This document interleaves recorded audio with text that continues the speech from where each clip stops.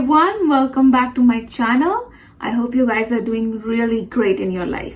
So this video is going to cover the detailed information regarding the Canadian Experience class. And now, not wasting any further time, let's start the video.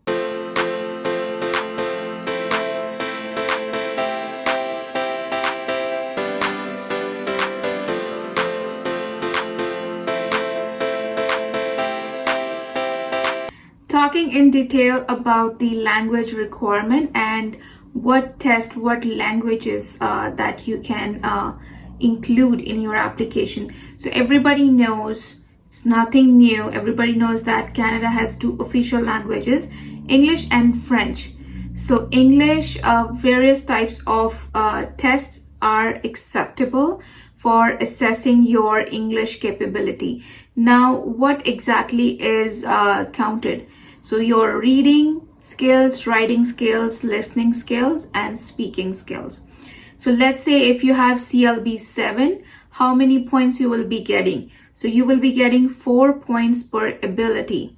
Now, if for a French speaker, it's going to be TCF Canada test and TEF Canada. And again, similar to English test, if you're getting level 7 in French, it's going to be 4 points per ability. Ability is the same: reading, writing, listening, and speaking. And if you are bilingual, my friend, then you are versatile. Not only you are going to get the PR so easily, but also you will excel in getting any job, because everybody knows if you are bilingual, not only you get the job faster, but also your package is really hefty too. Covering the work experience. So I covered in my previous video that if you are doing a full-time job, 30 hours per week, 1,560 hours a year. If you are doing part-time job, it's going to be 15 hours per week for 24 months, equivalent to 1,560 hours a year. Now, if you are doing multiple part-time jobs and if you are able to cover up your hours for a year, then it's totally fine too. There is no limitation on working for Canadian employers. However, if you are working for a single employer, and let's say you are working more than 30 hours per week for that employer, only 30 hours will be counted towards weekly hours and yearly hours for work experience, for eligible work experience. It doesn't really matter. If you're working overtime, only 30 hours will be counted. And there is no limitation on how much work you want to do in Canada. What makes you ineligible to apply under this program? If you are a refugee claimant, you cannot apply. Even if you are working for a Canadian employer, you cannot apply under this class because you came here as a refugee claimant. Second, if you are working in Canada without the authorization, which is you are working illegally in Canada. Third, the experience that you gained, that you earned for working for Canadian employer, that experience was not on temporary resident visa. So let's say you came here as a student and until you completed your studies, you worked for Canadian employer. That experience will not be counted towards your work experience eligibility for Canadian Experience class. If your CRS score is low, how can you improve your score?